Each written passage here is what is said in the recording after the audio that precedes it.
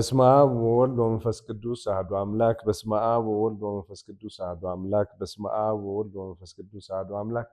በክርስቶስ ክርስቲያን ተባልኩም ደቂ እግዚአብሔር ናማ አምላክ ወላዲት አምላክ ናቃል ኪዳን ውሉዳት አሜን ጸኒሕካቱም አሜን ዶለ ባህሪ እግዚአብሔር አምላክና በብሰዓቱ በብጊዜ ይጽውልና ሐሌ ቃሉ ክንመሃር ስለልፈቀደልና ስሙ ተመስገነ ይሁን። እዚ ትምህርቲ ሃይማኖት ትምህርትና እዩ ክፋል 27 ቅድም ከዚ ለይተማርኩም ዙ ክፋላት ካብ ቀዳማይ ጀሚሩ ዘሎ ተከታተልዎ ኢኹም። እዚ ግን ሚስጥረ ጥምቀት ትምህርትና ኢና ንመሃር ለና ብዝሓለፈ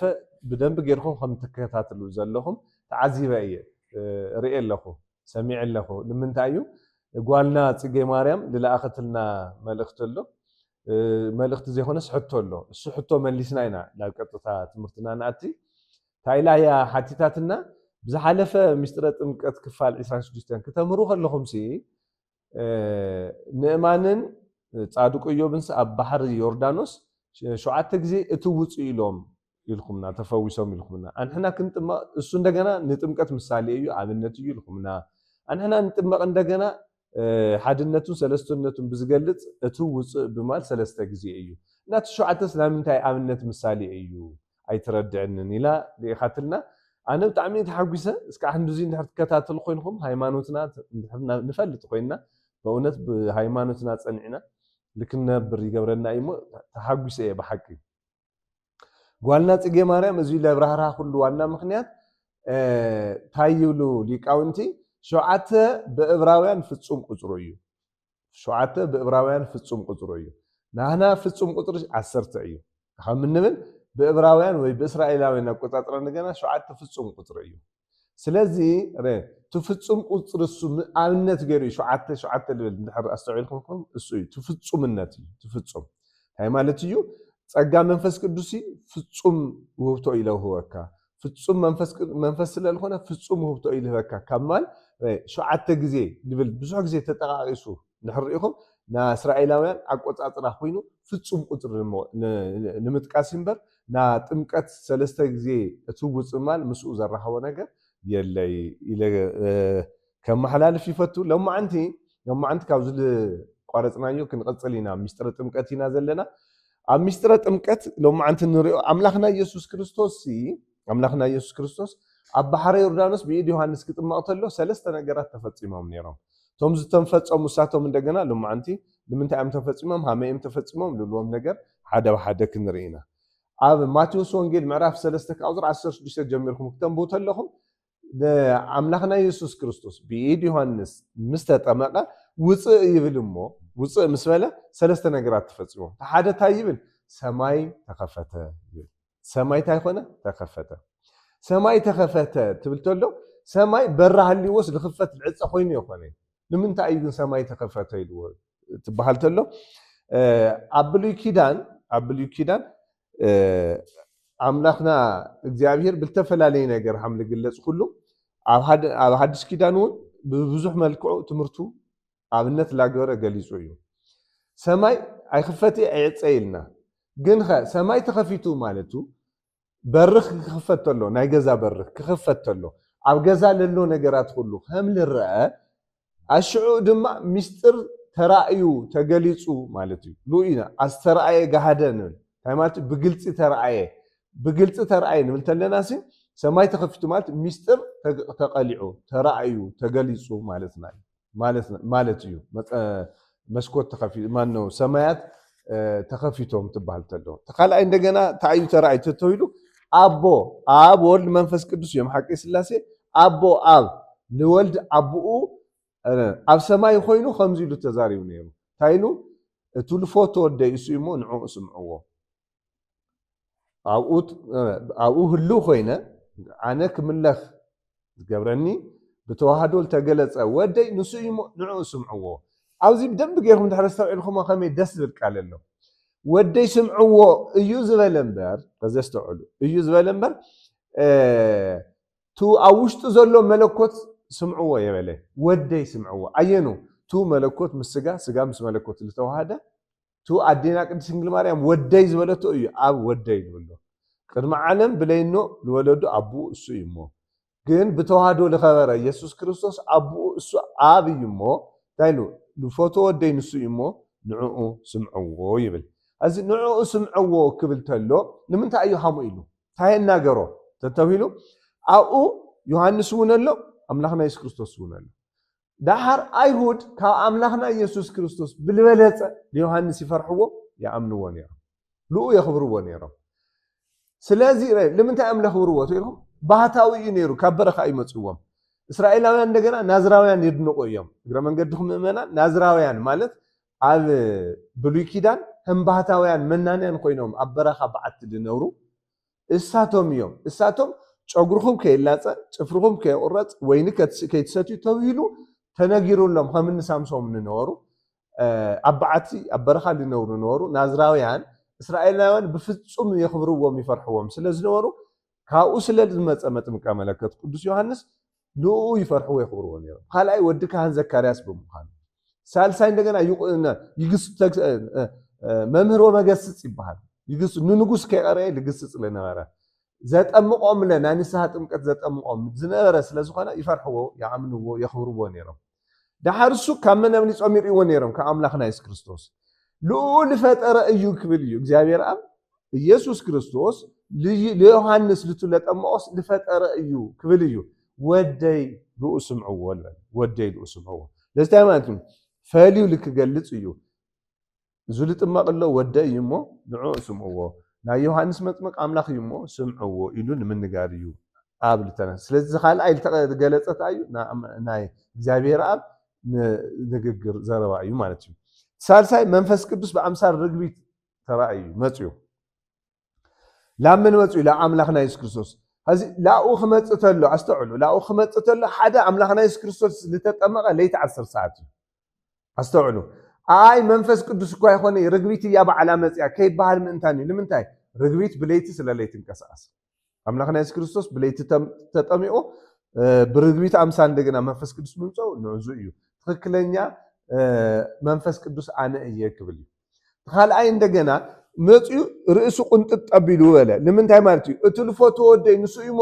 ስምዑ ወለ ኣብ ለዮሐንስ ከይኾነስ እዚ እዩ ኢሉ ለመልክትሎ መንፈስ ቅዱስ በመን አምሳል በርግቢት አምሳል አሰዑ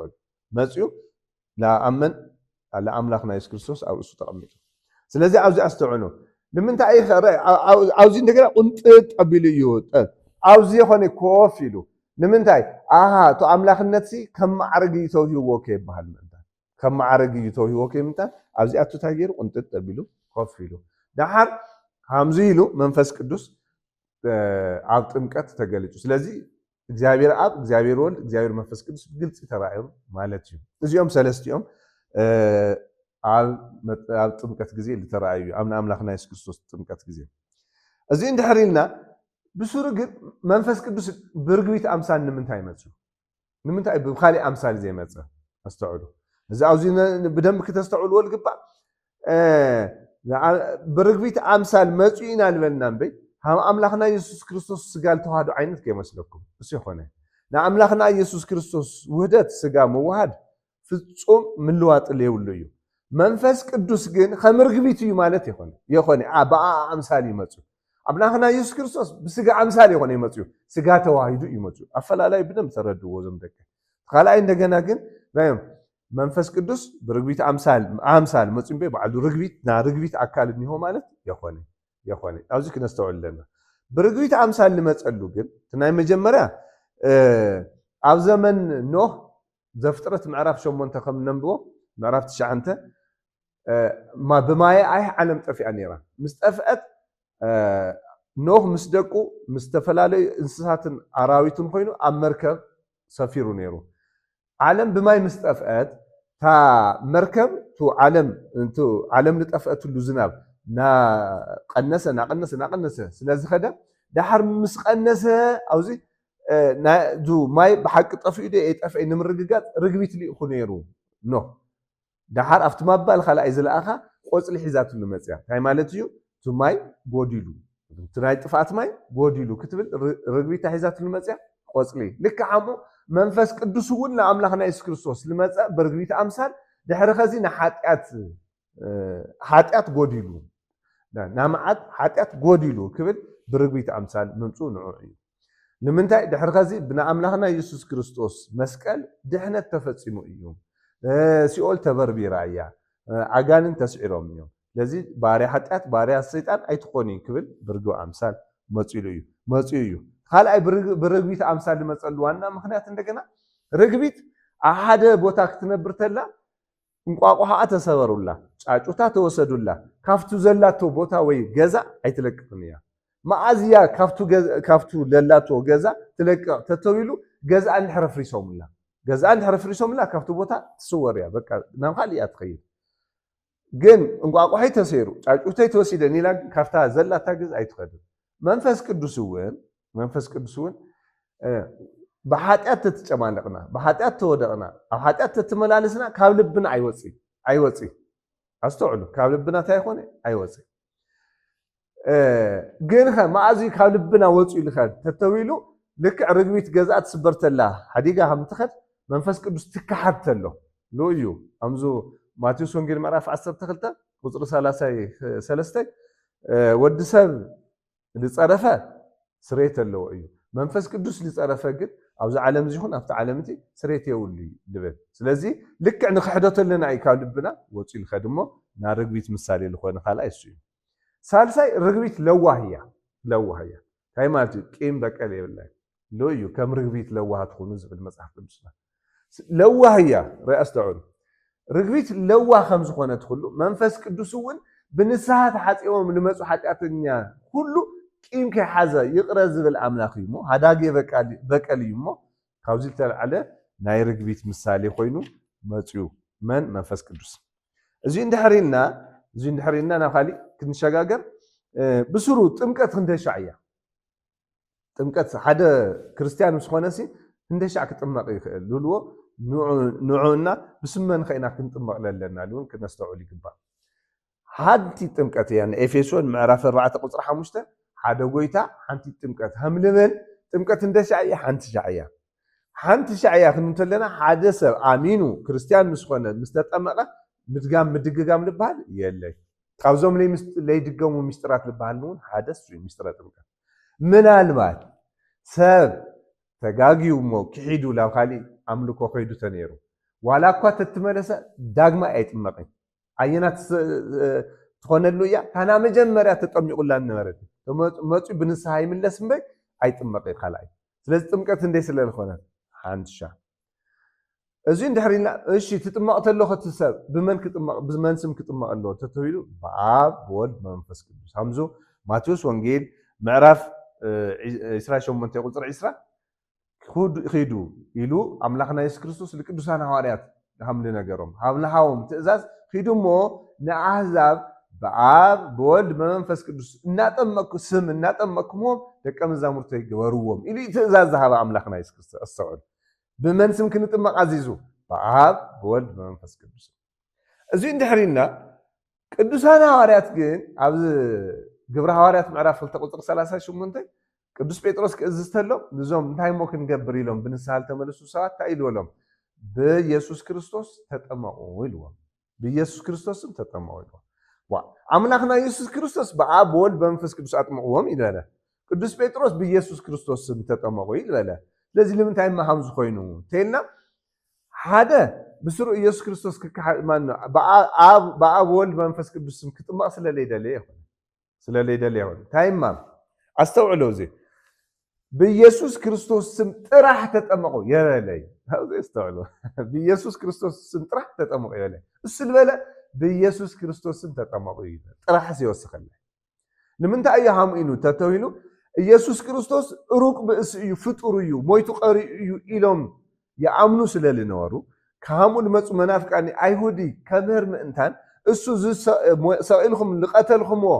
ዝተቐበረ ኢየሱስ ክርስቶስ ተሲኡ እዩ ጎይታ እዩ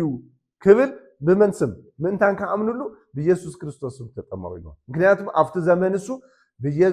ኢየሱስ ክርስቶስ ስም ክኸብር ይድለ ስለዝነበረ ክእመን ይድለ ስለዝነበረ ክምለኽ ፈጣሪ ምዃኑ ክፍለጥ ክእመን ይድለ ስለዝነበረ ልእዩ ብኢየሱስ ክርስቶስ ስም ተጠመቑ ልበለ እምበይ ብኢየሱስ ክርስቶስ ስም ጥራሕ ግን ተጠመቑ የበለይ ስለዚ ብመን ኢና ንጥመቕ ብኣብ ብወልድ ብመንፈስ ቅዱስ ኢና ንጥመቕ እዚ እንድሕር ዳ ኢልና زين نحريلنا نمنت أيام بيت كريستيان قلعو تطمق دما نرينا قلعو نطمقينا ودي ب4 معلتو قال ب8 معلتات تطمقيا نا نمنت أيام بيت كريستيان بخمسي تطمق لمنتاي ماركوس وانجيل معرف 16 وزر 16 لعمنا زتطمق يدحن زي عمنا جن يفردو يبل لذي أستوعلو زي عمنا يفردو يزبلن بي زتطمق أيبلن ስለዚህ ሲ ታየም ሉሉ ይቀየቅሬታ ዝኣመነን ዝተጠመቀን እዩ ዝበለሞ ሰብሲ ከኣመነስ ልምንታይ ይጥመቕ ቆልዑ ማእዝ ኣሚኖም እዮም ይጥመቑ ልብል ሕቶ ስለ ዝለዓል ማለት ኣብዚ ብደንብ ጌርና ክነስተውዕሉ ልግባእ ቤተክርስትያን ንምንታይ እያ ብ4 ብ8 ተጥመቕ ኣብ ዘለዋውያን ምዕራፍ 12 ካብ ቁፅሪ 1 ንረኽቦ ብኦሪት ዘመን ብብሉይ ኪዳን ኣዴታትና 40 ወዲ ተወሊደን ኣብ 40 መዓልቱ ጓል ተወሊደን ኣብ 80 መዓልታ ናይ ምንጻህ ስርዓት ይፍጽሙ ነይሮም ይፍጽማ ነይረን ናይ ምንጻህ ስርዓት ይፍጽሙ ስለ ዝነበረ ላዚ ላብ ሓዲስ ኪዳን ኣሸጋጊሮም ኣቦታትና ቆልዓ ብ40 መዓልቱ ብ80 መዓልቶሚ ክጥመቑ ይገብሩ እዚ ምስ ኩሉ ዝኾነሉ ዋና ምክንያት ግን ከኣመነ ግን ኣይብሊ እዩ ቆልዓስ ከኣመነ ኣይብል ንምንታይ ከኣመነ ለይብል ተባሂሉ ሉቃስ ወንጌል ምዕራፍ 1 ቁፅሪ 15 ከምዚ ይብል ገና ለመጥምቀ መለኮት ቅዱስ ዮሐንስ በቅዱስ ገብርኤል ተብስር ተሎ ታይብል እግዚአብሔር ገና አበዲው ማህፀን ከሎስ መንፈስ ቅዱስ ክሞልኦ ይብል አመን ማህፀን ከሎ አመንፈስ እንኖ ማህፀን ስለዚህ ገና ከም ህኖ ማህፀን ጀሚሮም ህፃናት ንጹህ አጠባ ይለሎ ንጹሃን ስለዚህ ጋር ካብቆልዓ ጀሚሩ ለእግዚአብሔር ለመጽ እግዚአብሔር ይቀበሎ ይምበይ አይ ከአመንኹም ላባይ ከተምጽዎ የበለ እግዚአብሔር እንዳውም ታይብል ኣብ ሉቃስ ምዕራፍ 18 ቁፅሪ 15 ክታይብል መንግስት እግዚአብሔር ንኸምዚኦም ዝበለት እያሞ ይብል ንህፃናት እዩ ንኸምዚኦም ዝበለት እያሞ ዝበሉ እያሞ ህፃናት ናባይ ክመጹ ኣይትኸልኽልዎም ንመንግስት እግዚአብሔር ከም ህፃናት ኮይኑ ዘይቅበላ ከቶ ከም ዘይኣትዋ ብሓቂ ብለኩም ኣለኹ ከመን እንድሕር ተቀበልና እያ ከም ህፃናት ርእዩ ለዚ ከም ህፃናት ክንኾነሉ ይደሊ እግዚአብሔር ማለት ከም ህፃናት ለታይ ኣይብል ማለት እዩ ህፃናት ናባይ ከይመጹ ኣይብል ስለዚህ ናኡ ክመጹ እንዳውም ንሕና ከም ህፃናት ኮይና መንግስተ ሰማያት ክንወርሳ እዩ እግዚአብሔር ልፀዋዕ እንዳውም ካሊ ብደንብ ከረጋግጽ ተሎ ማቴዎስ 19 ቁጥሪ 13 ታይሉ ህፃናት ናባይ ክመጹስ ኣይትኸልኽልዎም ይብል ህፃናት ናባይ ክመጹስ ኣይትኸልኽልዎም እመይ አዴታቶም ህፃናት ከየመንኽን ናባይ ከተምጽኦም ይበለ ህፃናት ናባይ ይምጽኡ ማለት እሞ ለአመኑ ከሐቲ ናባይ ይምጽኡ ማለት ወይ ደግሞ ካሊ ማለት ይኾነ ግን ህፃናት ካብ ህፃንነቶም ጀሚሮም ብጸጋ እግዚአብሔር ከዓብዩ እንዲያው ና እግዚአብሔር ድሌት ፈቃድ እዩ ስለዚህ ቤተክርስቲያን ዝፈሊጣ ብጸጋ እግዚአብሔር ከዓብዩ ምንታን በህፃንነቶም በ40 ተጠመቀ بمن امنت يطمقوا يخز قصيل الله بمن امنت يطمقوا بولدهم امنت بكريستنا ابو بكريستنا انه امنت يطمقوا لو يصلوت ሃይማኖት ድገሙ ልባል ኣብ ክርስትና ተዓዚኹም ተኮይንኩም ጸሎት ሃይማኖት ድገሙ ይባል ሃመይ ቢሉ እዩ ናያቶም ላዓቶም ንምሓላለፍ ተይልኩም ካብ ክርስቲያን ኮይም ይውለዱ ለለው ኣብዚ ተስተውዕሉ ይግበኩም ካብ መን ይውለዱ ካብ ክርስቲያን ካብ ቅዱስ ተወለደ ታይልኩም ቅዱስ ኮይኑ ካብ ክርስቲያን ተወለደ ታይሆን ክርስቲያን ይኮን እዚ ምስፈልና ግን ማቴዎስ ወንጌል ምዕራፍ 15 ከቁፅሪ 21 ግን ከም ዝተዘል ታሪክ ኣሎ ታይ ዝብል ታሪክ ኣሎ ሓንቲ ከነዓናዊት ናይ ከነዓን ሰበይትስ ይብል ለኣምላኽና ኢየሱስ ክርስቶስ መጽያ ጓለይ ሕሚዋ እሞ ንዓይ መሓረኒ ኢላቶ ኣስተውዕልዎ ከዚ ምእመናን እዚ ጓለይ ሓሚማ እሞ ንመን መሓር ለኣየ መሓር ኢላቶ ኣስተውዕልዎ ሓሚማ እሞ ለኣ መሓራ ይኮነት ይለል ለኣየ መሓር ኢላቶ ዳሓር ታይልዋ ልደቂ ልውሉድ ልመፀ ሲ ለአኽላባት እይዋሃብ ይልዋ ዳሓር ሳብ አኽላባት ኮ ናዞም ውሉዳት ናዞም ቆልዑ ፍርፋር ይወልዑ እዮም ኢላቶ ኣትሰበይቲ እምነት ከዓባ እዩ ኸዲ ሃም እምነት ይኹነ ልኺልዋ ኣስተውዕሉ ሀዚ ጓላ ድሒና ብመን እምነት ድሒና ብና እምነት ልኡ እዩ ቤተክርስቲያን እውን ብወለዶም እምነት ክጥመቑ ትገብር ብወለዶም እምነት ክጥመቑ ወለድ ለይብሎም ብክርስትና ኣቦ ብክርስትና ኣኑ ይጥመቑ ምክንያቱም ሓደ ቆልዑ ወለድ ለይብሎም ስለልጥመቑ ስለዚ بزي مخنيات مخانو تردينا ጥምቀት እዚ ምዃኑ ተረዲና ተማሂርና አስተውዒልና ክንጓዓዝ ይግበና እዩ ስለነበረና ሰዓት እግዚአብሔር አምላኽና ተመስገነ ይኹን ወስብሐት ለእግዚአብሔር ቤተሰብ ገዛ አብርሃም ከመይ ፀኒሕካቱም አምላኽና እግዚአብሔር ተመስገነ ይኹን ከዚ እውን ካሊእ ቻናል ምኽፋትና ከብስረኩም እየ መፅአ እዚ ቻናል እዚ ናይ መዝሙር ቻናል እዩ ከም ትፈልጥዎ ገዛ አብርሃም ቁፅሪ 1 ገዛ አብርሃም ቁፅሪ 2 ኣለና እዩ እዚ ድማ ናይ መዝሙር ቻናል አድላይ ኮይኑ ስለተረኸበ ናይ መዝሙር ቻናል ከፍት ለና እዚ ንከፍቶ ለና ቢዝነስ ንምስራሕ ኢልና ኣይኮነን ብዙሓት ሰባት ኮሜንት ክቡ ስለረኣኹ እየ እዚ ንከፍት ለና ብዙሓት መዘምራን ዘማርያን መዝሙር ክነመሓላልፈለው ስለ ዝደለዩ እሱ ብቤተ ክርስቲያን ተመርመሩ መዝሙራት ናባኻቱም ክነብፅሕ ካብ ዘለና ድሌት ምዃኑ ተረዲእኹም እቶም መዝሙራት ክትሰምዕዎም ንኻልኦት እውን ሼር ክትገብርዎም ክተባፅሑ ናይ ኩለና ግደ እዩ እሞ እዚ አስተውዒልና ክንጓዓዝ ምእንታን ናይ ብስራት ፃውዒት እየ ክፅውዐኩም መፅአ እዚ ካብ ሎሚ ጀሚርና ናይ መዝሙር ቻናል ጀሚርና ኣለና እንኳዕ ደስ በለኩም ሼር ላገበርኩም ና ኩሎም ኣባፃሕና የቐኒየለይ